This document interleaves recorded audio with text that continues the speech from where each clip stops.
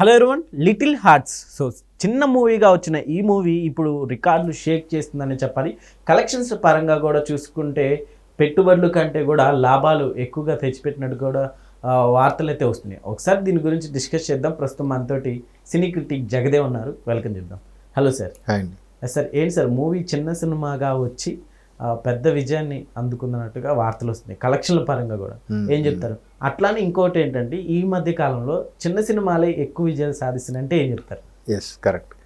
ఎందుకంటే మీరు అన్నట్టు ఎప్పుడు రిలీజ్ అయిందో తెలియదు, నిజంగా రిలీజ్ డేట్ కూడా తెలియదు. బట్ ఆఫీసుల్లోనూ ఎక్కడ కనుక్కున్నా అరే రీసెంట్గా సినిమా వచ్చిందిరా, వస్తుందిరా, వాడు శివాజీ ఏదో ఓటీటీ సినిమా చేసిండు కదరా, హీరో శివాజీ వాడు కొడుగ్గా చేసిండ్రా, ఇట్లా మాట్లాడుకుంటున్నారు.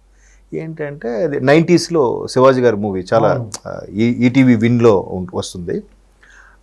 అది అందులో శివాజీ గారి పెద్ద అబ్బాయిగా యాక్ట్ చేశాడు ఈయన. సో ఆ కుర్రోడు తన పేరు మనోజ్ కుర్రోడు. సో ఇంకా మనిషి కూడా నూనెగు మీసాల్లాగా ఉంటాడు పర్సన్. ఆ అబ్బాయి హీరోయిన్ ఆవిడెవరు సుహాస్తో ఒక సినిమా చేసిందండి. ఆవిడ అంబాజీపేట బ్యాండ్ పార్టీ ఏదో ఉంటుంది, అందులో హీరోయిన్గా చేసిన అమ్మాయి ఆవిడ హీరోయిన్. సో వీళ్ళిద్దరిది ఒక మంచి కాంబినేషన్తో సిల్లీగా తక్కువ బడ్జెట్లో తీశారు. అది సినిమా. యాక్చువల్గా అలాంటివే సినిమాలు. మలయాళం వాళ్ళు చూడండి, బెంగాలీ వాళ్ళు చూడండి, చిన్న బడ్జెట్తో న్యాచురల్గా ఉన్న పరిస్థితులకు అనుగుణంగా మన పక్కింటోడో పొరుగింటోడో ఎదురింటోడో జరుగుతున్న స్టోరీ లాగా ఉంటుంది. దానికోసం భారీ సెట్టింగులు, విదేశాలకు వెళ్ళిపోయి పెద్ద పెద్ద గ్రాఫిక్స్, విజువల్ ఎఫెక్ట్స్ ఇవేవి ఉండవు. క్యాజువల్గా ఉంటుంది. కాసేపు మనం ఆ 2.5 గంటలు సుమారుగా హార్డ్లీ 130 to 150 minutes మధ్యలో ఉండే ఒక డ్యూరేషన్తో ఉండే సినిమా. వెళ్ళామంటే బయట ప్రపంచాన్ని మర్చిపోయి ఒక్కసారి మన సాధక బాధలన్నీ మర్చిపోయి చూసేలాగా ఉండాలి. That is cinema. బట్ ఆ దర్శకుడు కొత్తవాడు సాయి మార్తాండ్ అనేవాడు చాలా అద్భుతంగా రాసుకున్నాడు ఆయన. కొత్త వాళ్ళు చూడండి ఆ టాలెంట్. అంటే ఈ మధ్యకాలంలో మనం బాగా అబ్జర్వ్ చేస్తే ఒకప్పుడు దర్శకులు ఎలా ఉండేవారంటే ఒక సీనియర్ దర్శకుడి దగ్గర ఒక 4 సినిమాలకు 5 సినిమాలకు పనిచేసి తర్వాత అన్ని క్రాఫ్ట్స్లో ఇంత కొంత నాలెడ్జ్ పెంచుకొని అలా వచ్చేవారు. బట్ ఇప్పుడు ప్రతి ఒక్కరు కూడా మొబైల్ ఫోన్తో ఒక షార్ట్ ఫిల్మ్లా తీసేసి తర్వాత సోషల్ మీడియా వేదికను యూటిలైజ్ చేసుకొని ఇలా చేస్తే బాగుంటుంది, ఇలా ఎందుకు చేయకూడదు, ఇలాగ. అప్పట్లో రామ్ గోపాల్ వర్మ లాంటి వ్యక్తి ఒక సెన్సేషన్. శివ సినిమా ముందు వరకు కూడా ఆయన ఎక్కడ ఏ దర్శకుడి దగ్గర పని చేయలే. ఏదో ఒక దర్శకుడి దగ్గర కోదండరామరెడ్డి గారి దగ్గర, ఎవరి దగ్గర బి గోపాల్ గారి దగ్గర ఒకే ఒక రోజు వెళ్ళాడంట. ఆయన ఏదో ఎలా ఉంటుంది షూటింగ్ చూడడానికి అంతే, దర్శకుడిగా అనుకుని వెళ్ళాడు. బట్ ఎందుకో వెనక్కి వచ్చేసాడు. సో ఆయన వచ్చి ఆయనకు థాట్ ప్రాసెస్తో లేదు, నాకు కెమెరా యాంగిల్ ఇలా కావాలి, నాకు ఈ వైడ్ యాంగిల్ ఇలా కావాలి, నాకు ఈ రన్నింగ్ షాట్ ఇలా కావాలి, ఇట్లా పెడతారు, నాకు ఇలా కావాలబ్బా, నేను దర్శకుడిని, నాకు నచ్చినట్టు చెయ్యి. అది ఎలా అయిపోయింది? అట్లాంటి దర్శకుడు, దర్శకుడికి ఒక సొంతంగా క్రియేటివ్గా ఆలోచించే ఉంటే దర్శకుడు అవ్వచ్చు, పైగా తక్కువ ఖర్చుతో. ఆ తర్వాత ఆయన దొంగ సంథింగ్ ఏదో తీసాడు, చిన్న కెమెరాతో పెట్టి తీసేసాడు కూడా.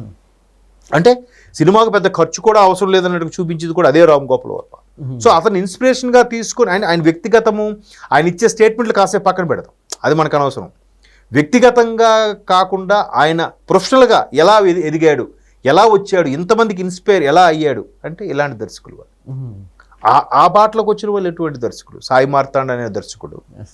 సో ఒక చిన్నగా స్టోరీ లేను అంటే ఇద్దరు చదువురాని ముద్దురు, ఇద్దరు ఫెయిల్యూర్ క్యాండిడేట్స్ లవ్ చేసుకుంటే ఎట్లా వాళ్ళ తర్వాత దాన్ని, అంటే మనం స్టోరీ చెప్పకూడదు, దాన్ని ఎలా అధిగమించి వారు ఒకటయ్యారు అనేది కాన్సెప్ట్.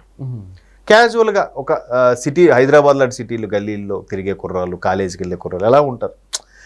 రన్నింగ్లో బస్సు ఎక్కడము, బ్యాగ్ జారిపోతుంటుంది, ఎక్కుతున్నప్పుడు చెప్పులు జారిపోతుంటాయి, వాళ్ళ ఫ్రెండ్స్తోని గలీజ్గా సిల్లీగా అట్లాగే ఉంటారు. అది ఒక విధంగా చెప్పాలంటే ఊరమాసానాలి. సో అది ప్రేక్షకులకి బాగా కనెక్ట్ అయిపోయింది. మీరు అన్నట్టు చిన్న సినిమాల్లో ఆ టేకింగ్ స్టోరీ నరేషను మీకు 2.5 గంటల సేపు కుర్చీలో కూర్చోబెడితే అదే కదా సినిమా. సార్ బడ్జెట్ తక్కువ, అట్లానే కామన్ మ్యాన్స్కి చూడడానికి టికెట్స్ కూడా తక్కువే కదా. మీరు అన్నట్టు బెనిఫిట్స్ కూడా అట్లా, బెనిఫిట్స్ కూడా ఇప్పుడు దానికి తగ్గట్టు ఇప్పుడు 10 రూపాయలు పెడితే ₹1000 వస్తుంది సినిమా, చిన్న సినిమాలు. అసలు ఇదే విధంగా ఎందుకని సార్ పెద్ద డైరెక్టర్స్ పెద్దవాళ్ళు ఎందుకని ఆలోచించట్లేదు అంటారు? అది ఒక రకమైన మోసలోకి వెళ్ళిపోతున్నారు. ఒక 1 year నుంచి ఒకసారి మనం అబ్జర్వ్ చేసుకుంటే బ్యాక్ వెళ్తే సో ఇలాంటి విజయాలు చాలా రేర్ గా తక్కువగానే చూసాం. అవును అవును. సో పెట్టిన బడ్జెట్ కంటే వచ్చింది కూడా చాలా తక్కువే. కానీ ఇప్పుడు మరి ఒక్కొక్కటి ఇప్పుడు కమిటీ కుర్రాలని ఆ మధ్యన వచ్చింది, అది సూపర్ హిట్ అయింది. ఇంకింతకు ముందు కేర్ ఆఫ్ కంచరపాలెం లాంటి సినిమాలు చిన్న చిన్నవి, ఇప్పుడు అదేంటది ముగ్గురు నవీన్ పోలిశెట్టితో వచ్చింది చూసారు, అది కూడా సింపుల్గా చేశారు. 3 Idiots టైప్లో ముగ్గురుది ఉంటుంది ఏదో సినిమా, అది కూడా ఎంత బ్లాక్ బాస్టర్ అయిపోయిందండి. అలాగా ఒక్కొక్క సినిమా ఆ 2.5 గంటలు, అదే మ్యాడ్ తీసుకోండి, ఆ మ్యాడ్ ఎంత బ్లాక్ బాస్టర్, మ్యాడ్ స్క్వేర్ కూడా బ్లాక్ బాస్టర్. అంటే ఉన్న సన్నివేశాలని క్యాజువల్గా, అంటే there is no end for creativity అని సాయి మార్తాండ్ లాంటి దర్శకులు ప్రూవ్ చేయగలుగుతున్నారు. అంటే నీలో సత్తా ఉంటే, మరీ పాత చింతకాయ పచ్చడిలాగా మళ్ళీ అవే జోక్స్ కాకుండా కొత్తగా, పైగా ఒకవైపు జబర్దస్త్ లాంటి ప్రోగ్రామ్స్ హైలీ బ్లాక్ బాస్టర్ అయిపోయిన ప్రోగ్రామ్స్ ఉంటుండగా కూడా మరలా ఉన్న పదాలనే వాడుతూ నవ్వు తెప్పించడం చాలా కష్టం. నవరసాల్లో చాలామంది చెప్పేది ఏంటంటే నవ్వించడం అనేది చాలా కష్టమైన ఆర్ట్. ఏడిపించొచ్చట కానీ నవ్వించడం చాలా కష్టం అంట. సో అలాగ నవ్వించగలగాలంటే అక్కడ దర్శకుడిలో రచన, స్క్రిప్టు, ఆ రచన దర్శకత్వ స్కిల్స్తో పాటు నటించే నటుల్లో కూడా ఉండాలి. అది గ్రాస్ చేసుకొని ఉన్న నేటివిటీకి తగ్గట్టుగా మాట్లాడడమే సూపర్ హిట్. ఇప్పుడు ఫిదా ఎంత బ్లాక్ బాస్టర్ అయిపోయింది, కేవలం సాయి పల్లవి గారి తెలంగాణ యాక్సెంటే సినిమాకి highlight. Of course Varun Tej కూడా చాలా ఒదిగిపోయి నటించారు. అంటే ఒక్కొక్క సినిమాకి ఏది పల్సు అది చూపించగలిగితే బ్లాక్ బాస్టర్. చిన్న సినిమా మీరు అన్నట్టు చిన్న చిన్నగా వస్తున్న సినిమాలు, ఇప్పుడు ఆ సినిమాకి మహా అయితే ఎంత ఉంటుందండి. వాళ్ళ మెయిన్ రాజీవ్ కనకాల గారు, అనితా చౌదరి గారు చాలా రోజుల తర్వాత కనిపించారు. అనితా చౌదరి లాంటి క్యారెక్టర్లు, రాజీవ్ కనకాల గారు లాంటి సీనియర్ యాక్టర్లు ఉన్న వాళ్ళ క్యాస్టింగ్ ఏదో అయి ఉంటుంది అంతే. వీళ్ళందరూ కొత్త వాళ్ళు, మిగతా సినిమాకు పెద్ద ఖర్చు ఏముంది చూడండి కదా. అది కదా సినిమా అంటే. బట్ ఒక విధంగా రామ్ గోపాల్ వర్మ గారు అన్నట్టు రాజమౌళి గారు వచ్చి సినిమా స్థాయిని పెంచేశాడు. సినిమా స్థాయి అంటే సినిమా బ్లాక్ బాస్టర్ ఓకే, బట్ సినిమా నిర్మాణ వ్యయం కూడా పెంచేశాడు. లేకపోతే ఆడియన్స్ కూడా యాక్సెప్ట్ చేయట్లేదు. లేదా ఈ లిటిల్ హార్ట్స్ టైప్లో వితౌట్ ఎనీ ఎక్స్పెక్టేషన్స్ సైలెంట్గా రిలీజ్ అవ్వడం, హిట్ బొమ్మ. ఎక్స్పెక్టేషన్స్తో ఉంటే ఏమవుతుంది, భారీ ఎక్స్పెక్టేషన్కి వెళ్ళి రొటీన్ మావా, అదే స్టోరీ మావా, ఎంతకని తీస్తారు వాళ్ళైనా.